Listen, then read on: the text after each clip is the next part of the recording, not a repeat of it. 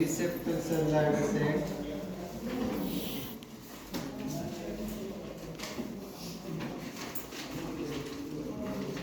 post septal cellulitis, इसकी दो categories है, ठीक है।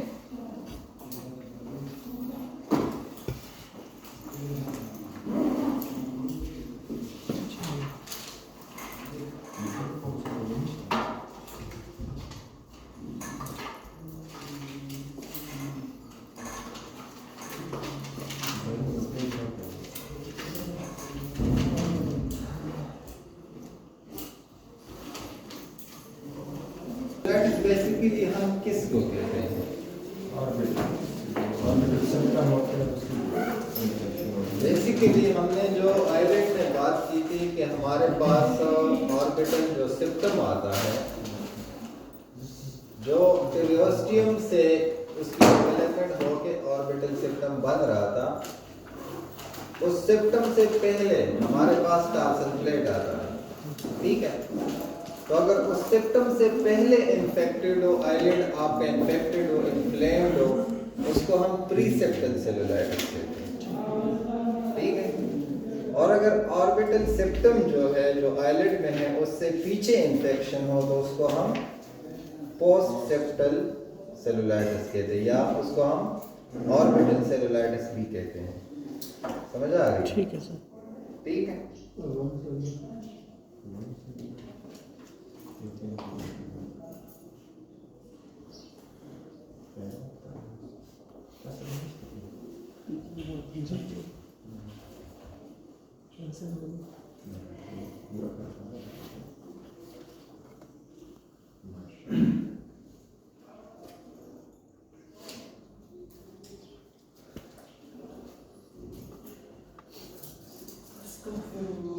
हमने आईलिड में डिस्कस किया था कि हमारे पास आईलिड जो है उसका ऑर्बिटल सिप्टम, जो ऑर्बिट से, अगर हम ऑर्बिट से बात करें तो वहां से एक फाइब्रस स्ट्रक्चर आता है पेरियोस्टियम से, ठीक है। और वो स्ट्रक्चर यहाँ पे बाद में फिर टार्सल प्लेट बन जाता है, क्लियर है? तो इस सिप्टम से अगर इसको मैं थोड़ा सा क्रॉस सेक्शनली बनाऊं तो ये इस तरह होगा। ये हमारे पास आई बॉल है, ठीक है। और यहाँ पे वो ऑर्बिटल सिप्टम है, जो यहाँ पे ये ऑर्बिटल मार्जिन है, तो इस मार्जिन से वो ऑर्बिटल सिप्टम आया है, ठीक है। बेसिकली ये सिप्टम जो है नॉर्मली फंक्शंस को स्टॉप करता है, ऑर्बिट तक नहीं लेके जाता, क्योंकि अगर ऑर्बिटल सेलुलाइटिस हो जाए तो वो एक बड़ा सीरियस इन्फ्लेमेशन है। उसमें आपको फिर पेशेंट को हॉस्पिटल लेके जाना पड़ता है और वो हॉस्पिटलाइजेशन करना पड़ता है, ठीक है। तो यहाँ पे इससे पहले जो यहाँ हमारे पास टार्सल प्लेट आता है, उसके इन्फेक्शन अक्सर होते हैं, लेकिन ये सिप्टम जो है उसको नहीं जाने देता, ठीक है। तो यहाँ पे हमारे पास ऑर्बिटल सिप्टम जो है, इससे पहले जितने भी इन्फेक्शन है स्पेशली इस एरिया के, इसको हम प्रीसेप्टल सेलुलाइटिस कहते हैं। समझ आ रही है? और इसकी जो आपको अपीयरेंस होगी, ये ऐसे होगा जैसे आईलिड इन्फ्लेम्ड है, रेड है, एडिमेटस है, ठीक है, और हॉट है, टेम्परेचर इसकी राइज है, क्लियर है। लेकिन ये इतना सीवियर इन्फेक्शन नहीं होता। इसके रीजंस क्या है, इसके काजेस क्या है? ये ट्रामा भी हो सकता है, लेसरेशन भी हो सकता है, और इसमें इंसेक्ट बाइट भी हो सकता है। अक्सर गर्मियों में ये जो मच्छर काटते हैं, यहाँ पे भी काटते हैं, तो जब यहाँ काटते हैं तो ये स्वेल अप हो जाते हैं, ठीक है। तो उसकी वजह से प्रीसेप्टल सेलुलाइटिस होता है। और अगर उसको हम हॉट कंप्रेशन दें किसी गर्म कपड़े से, जो हमारे गाँव में ये बहुत वो है, मशहूर है ये टोटके, तो अगर उससे हम उसको प्रेस करें और थोड़ा सा मरहम लगाएं तो ठीक हो जाता है, ठीक है। प्रीसेप्टल, समझ आ रही है?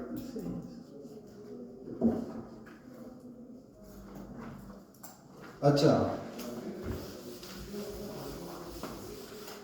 इसके काजेस क्या है? पहला काज जो है इसका लेसरेशन है। दूसरा जो काज है वो इंसेक्ट बाइट है, ठीक है। ज़्यादातर इसी से होता है।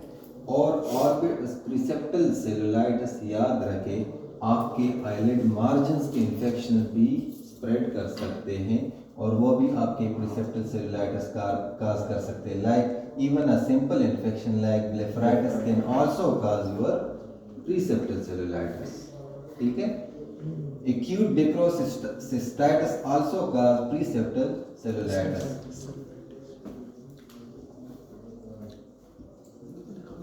ठीक है जी सर। ये वो इन्फेक्शंस हैं जो हमारे पास यहाँ पे मार्जिन में होते हैं, ठीक है, लेकिन ये स्प्रेड कर सकते हैं। ठीक है, तो इसी वजह से हम इसके काजेज या एथियोलॉजी में हम ये सारी चीजें डालते हैं, लेकिन कॉमन जो होते हैं वो इंसेक्ट बाइट होते हैं।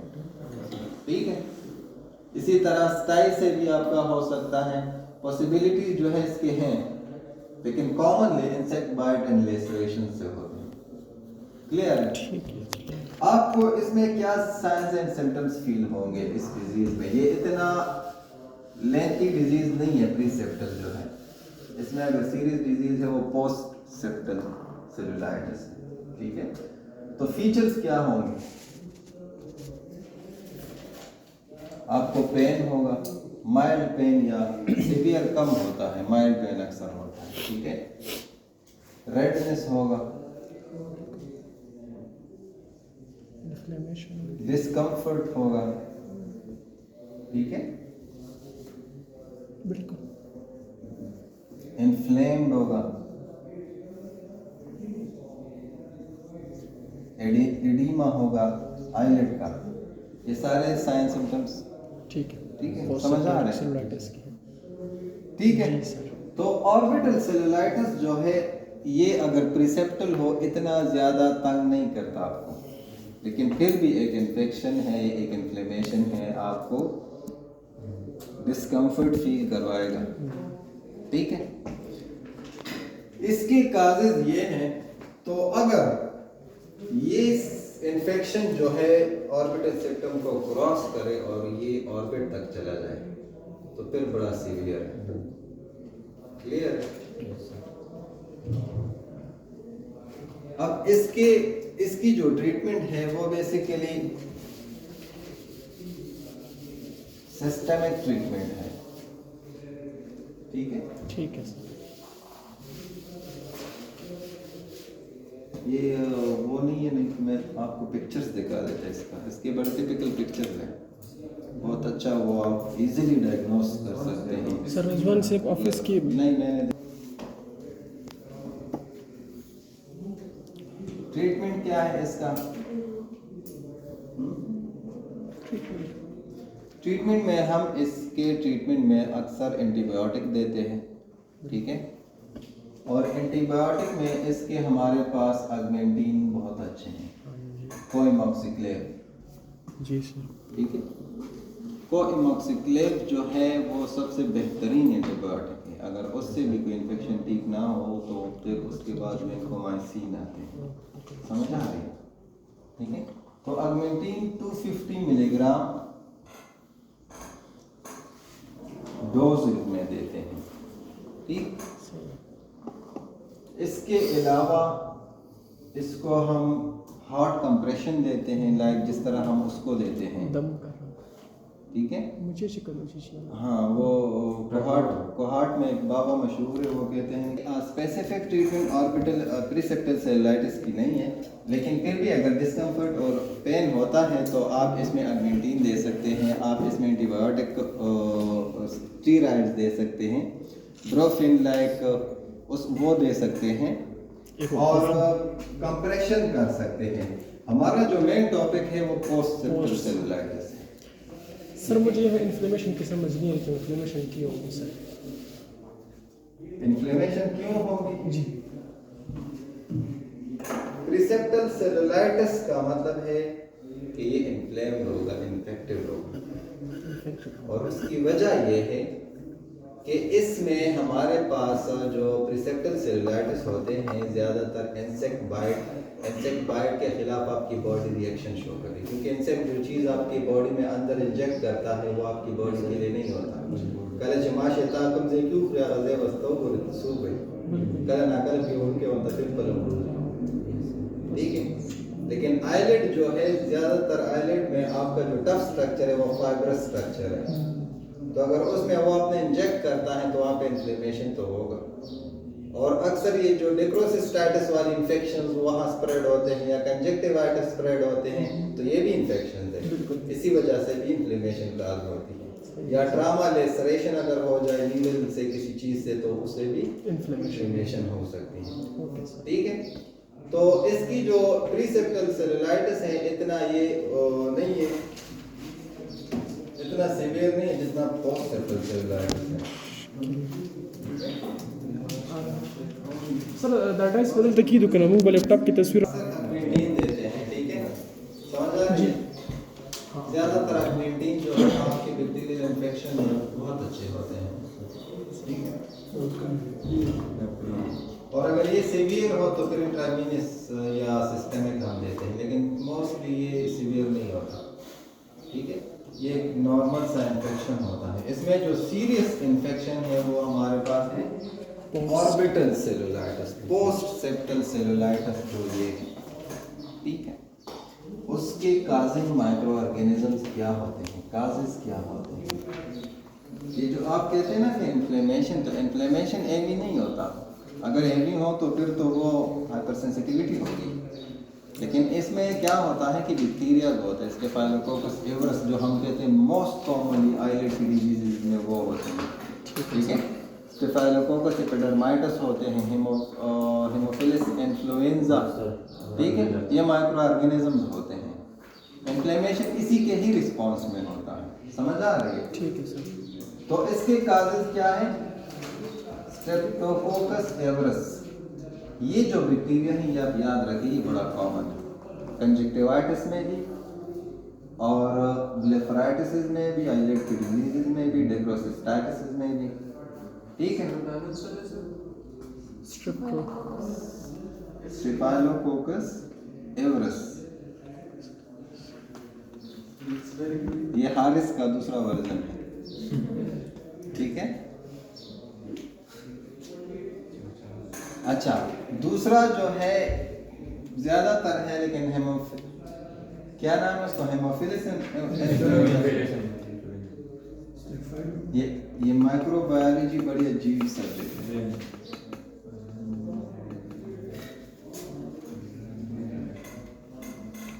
ठीक है।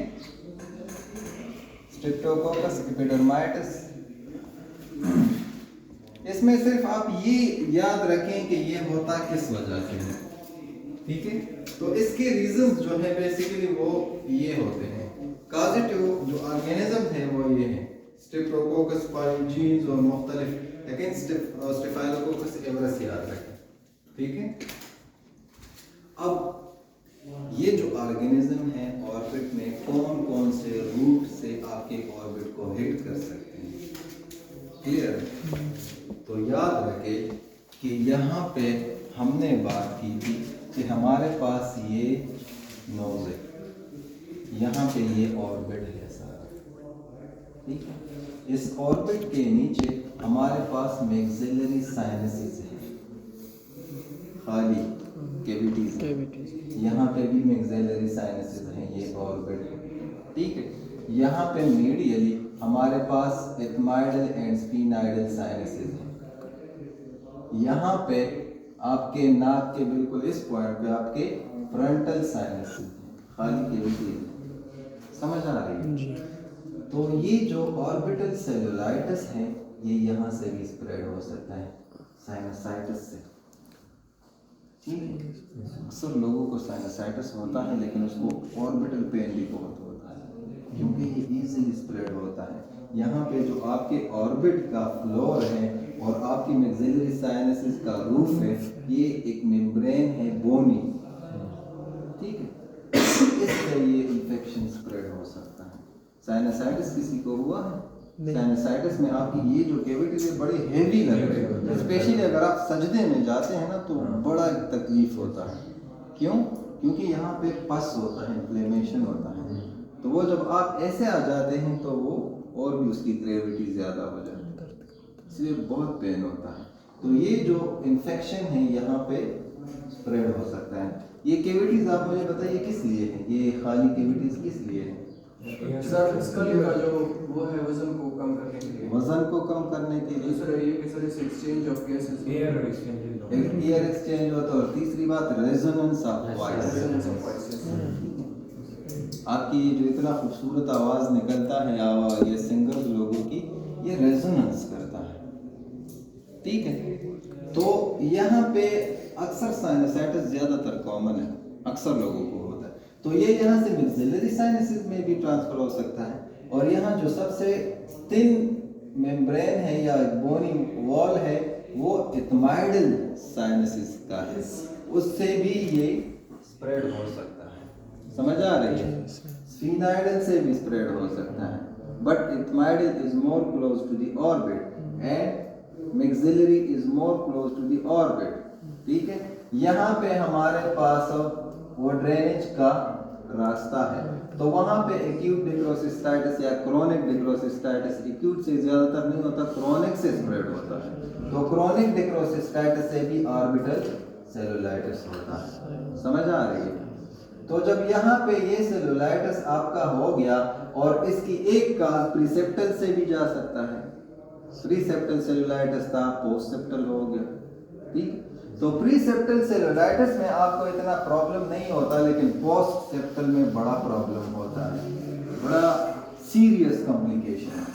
ठीक है, क्योंकि ऑर्बिट में अगर मैं ऑर्बिट को ऐसे बनाऊं, ये ऑर्बिट का सुपीरियर मार्जिन है, ये इंफीरियर मार्जिन है, और इसमें आपके आई बॉल पड़े हैं, ऐसा पड़ा है ना, मैं इसको क्रॉस सेक्शनली बनाता हूँ। ठीक है, तो यहाँ पे ये ऑर्बिट आपका सारा ऐसे बना हुआ है, और इसमें आपका आई बॉल है। ठीक है, तो यहाँ जब इसकी इन्फेक्शन और इन्फ्लेमेशन हो जाए तो ऑर्बिट की जो स्पेस है वो कम हो जाएगी आई बॉल के लिए। समझ आ रही है? और यहाँ पे ऑप्टिक नर्व है। ठीक है, अब इसकी जब इन्फ्लेमेशन हुई है तो ऑर्बिटल स्पेस कम हुआ है, तो हमारे यहाँ पे एक्स्ट्राकुलर मसल भी होती है। ठीक है, आई बॉल में यहाँ पे ऑप्टिक नर्व भी है। तो अगर ये नॉर्मल स्पेस हो ऑर्बिट में, तो आपके जो आई बॉल है ये नॉर्मली मूव करता है स्मूथली, और आपके जो एक्स्ट्राकुलर मसल हैं ये नॉर्मली कॉन्ट्रैक्ट एंड रिलैक्स करते हैं। इसी तरह आपका ऑप्टिक नर्व जब आपकी आईज मूव करती हैं तो ऑप्टिक नर्व भी थोड़ा इधर उधर मूव करता है। लेकिन अगर स्पेस खत्म हो जाए और इसको ऐसे जकड़ा जाए तो फिर ये मूव नहीं होगा। तो जब आप अपनी आईज को मूव करेंगे आपको पेन होगा। ठीक है, इस इन्फेक्शन और इन्फ्लेमेशन का क्या, इसके साथ आपके एक्स्ट्राकुलर मसल्स भी इन्वॉल्व होते हैं, क्योंकि यहाँ पे ऑर्बिट में सॉफ्ट टिश्यू इन्फ्लेमेशन है। ठीक है, यहाँ पे आपका ऑप्टिक नर्व भी इन्वॉल्व होता है। ठीक है, तो पेन आपको बहुत होगा, इसमें सीरियस पेन होगा। ठीक है, क्योंकि बोन की जो इन्फ्लेमेशन है ना बहुत पेनफुल होता है। समझ आ रही है?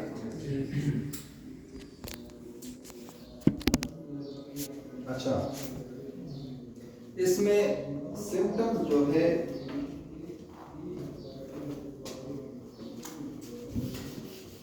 नस्तासियो क्लास थे ना,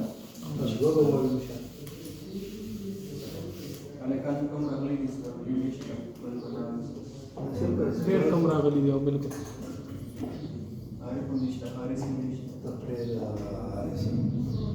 इसमें आपको क्या होगा, मेलेज होगा, फीवर भी होगा, क्योंकि ये सिस्टमिकली इन्वॉल्व हो जाता है, पेन भी होगा। ठीक है, समझ आ रही है?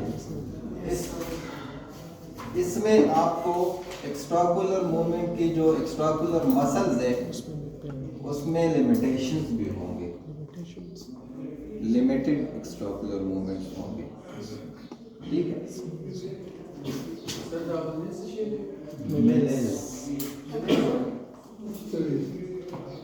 और वक्त बजकन में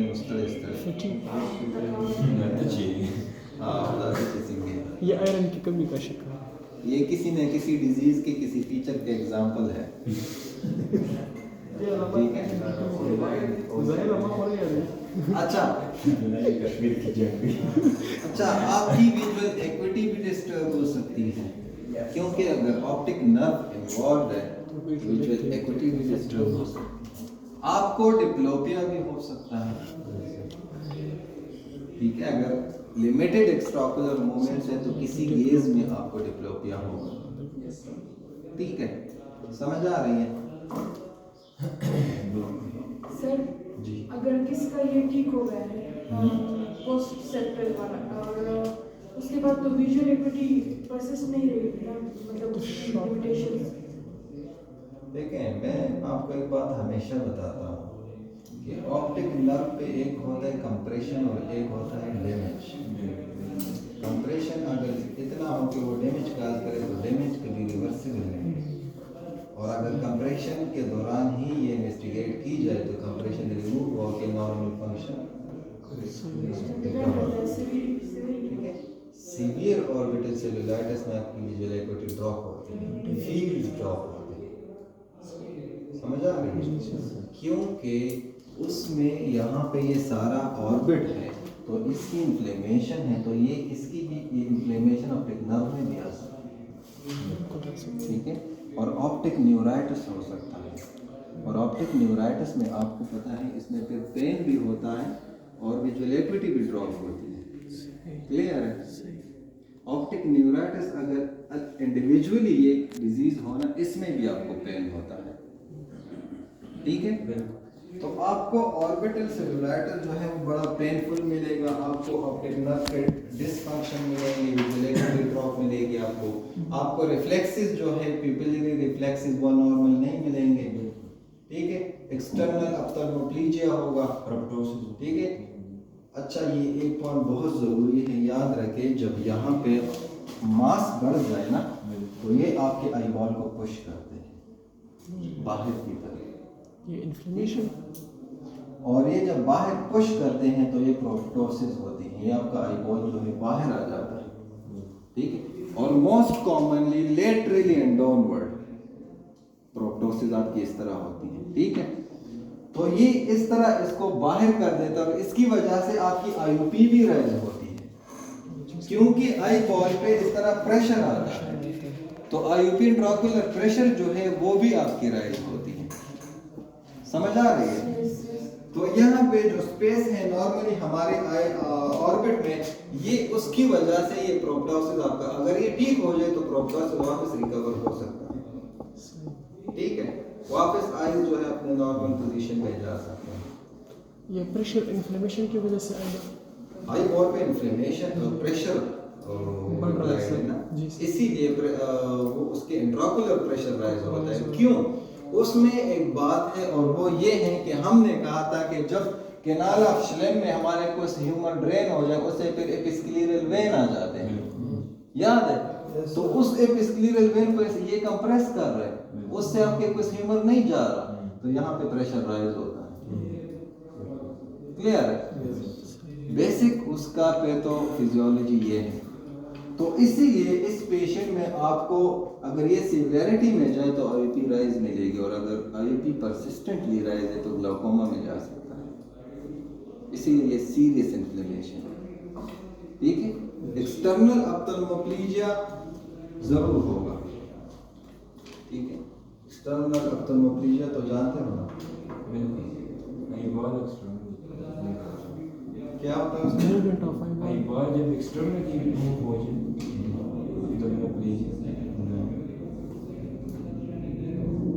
प्लीजिया कहते हैं पालिज को, पैरालिसिस को।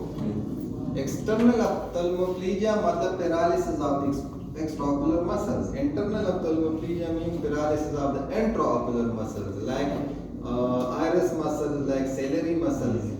ठीक है, तो थर्ड नर्व पाल्सी में हमारे पास एक्सटर्नल एंड इंटरनल ऑप्थेल्मोप्लेजिया दोनों होता है। किसमें? Third nerve palsy. ठीक है, टोटल पाल्सी में। ठीक है, तो ये हमारे पास ये साइन एंड सिम्टम्स हैं ऑर्बिटल सेलुलाइटिस के। ज्यादातर ब्यूटीरियल बहुत ज्यादा सीवियर होता है। ठीक है।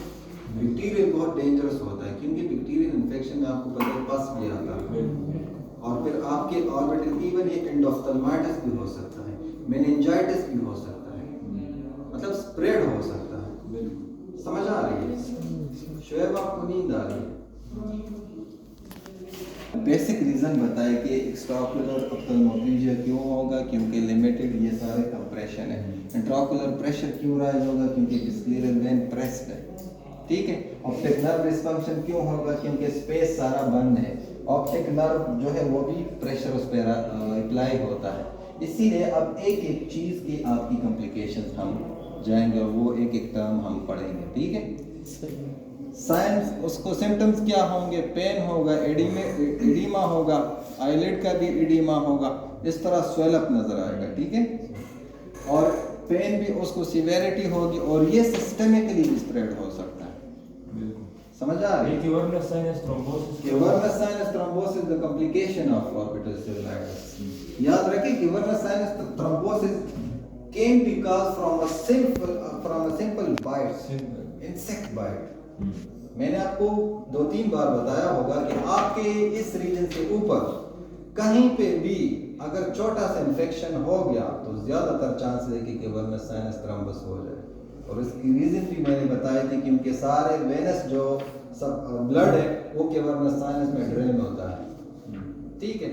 तो अब 5-6 दरिया है और वो एक समुद्र में जाते हैं तो एक दरिया में कोई खराब मछली है तो वो मछली भी समुद्र में तो जाएगी ना, ठीक है। इसीलिए कैवर्नस साइनस थ्रम्बस इससे कॉमनली होता है, ठीक है। वो आपने पढ़ा था कि एक शोहर जो है वो बीवी की, याद रखे कि यहाँ पे अगर हमारे पास प्रोप्टोसिस है तो प्रोप्टोसिस का ये मतलब है कि हमारी आइज जो है ये बंद नहीं हो सकती। अगर हो भी सकती हैं तो किसी लेवल तक आईलिड इसको बंद करेगा। तो टोटली अगर बंद नहीं होगी तो हमारे पास क्या होगा, एक्सपोजर केराटोपैथी होगा। ये feature signs symptoms, feature signs symptom दोनों होते हैं, फीचर जिसको ठीक है। एक्सपोजर केराटोपैथी होगा, आईलिड आपका क्लोज नहीं होगा तो उसकी वजह से आपकी आईज जो है कॉर्निया ड्राई होगा और ड्राइनेस की वजह से फिर आपके कॉर्नियल अल्सर भी हो सकता है, मुख्तलिफ डिजीजेस हो सकते हैं। समझ आ रही है? दूसरा आपका क्या है, ऑप्टिक न्यूराइटिस भी हो सकता है, ठीक है। ऑप्टिक नर्व में ये इन्फ्लेमेशन जो है पीछे जा सकता है, ठीक है। तीसरा जो पॉसिबिलिटी है मेनिंजाइटिस हो सकता है, मेनिंजीज, क्योंकि हमें पता है कि ऑप्टिक नर्व के ऊपर यहाँ मेनिंजीज है, याद है ना। यहाँ पे ऑप्टिक नर्व को मेनिंजीज ने कवर किया, ड्यूरामेटर, बायोमेटर और उसके अंदर फिर सेरेब्रोस्पाइनल फ्लूइड आए हैं। और हमने ये भी बात की थी कि नॉर्मल अगर सेरेब्रोस्पाइनल फ्लूइड की प्रेशर राइज हो जाए तो यहाँ पे वो प्रेशर अप्लाई करता है और आपका पेपिलेडिमा होता है, याद है, ठीक है। तो इसीलिए ऑप्टिक न्यूराइटिस इससे काज हो सकता है। तो याद रखें ऑप्टिक न्यूराइटिस का अपना पेन है और ऑर्बिटल सेलुलाइटिस का अपना पेन है, तो इस पेशेंट को सीवियर पेन होगा। क्लियर है?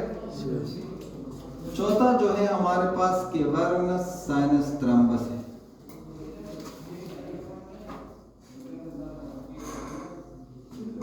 ठीक है। कैवर्नस साइनस थ्रम्बस भी हो सकता है, क्लियर है? यहाँ तक क्लियर है। इसके बाद हमारे पास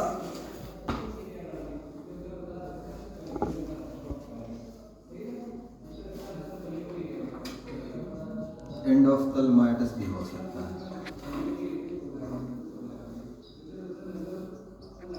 एंडोफ्थल्माइटिस में किसी को पता है आंखें कैसे दिखती हैं जी?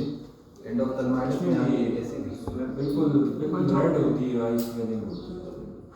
एंडोफ्थल्माइटिस में आपको प्यूपल में ना पस नजर आता है, ग्रीन या येलो, इंटरनली ना इंटर आई के अंदर पस होता है। एंडोफ्थल्माइटिस एक बहुत अजीब कॉम्प्लिकेशन है। तो मुख्तलिफ डिजीज़ और मुख्तलिफ कैटरेक्ट और मुख्तलिफ सर्जरीज का वो कॉम्प्लिकेशन भी है। ठीक है। जिस तरह हमने कई बार पढ़ा है कि कैटरेक्ट की कॉम्प्लिकेशन में अगर थोड़ी सी स्टेबलाइजेशन कमजोर हो तो एंडोफ्थल्माइटिस हो सकता है, ठीक है ना। तो यहाँ पे अगर थोड़ा सा इंसेक्ट बाइट या कोई हो जाए तो नहीं हो सकता, ऑर्बिटल सेलुलाइटिस से नहीं हो सकता, उससे जरूर हो सकता है, ठीक है। और पेन तो ये आम के अंदर किस तरह हो जाता है?